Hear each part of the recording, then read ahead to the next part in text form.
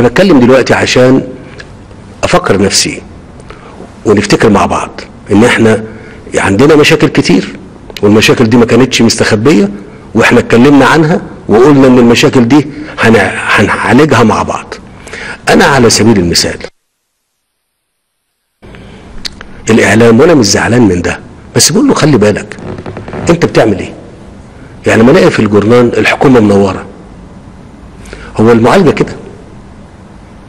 لما تيجي تقول مش عارف في نص ايه، هو الامر ده انتوا مش متوقعينه ولا ايه؟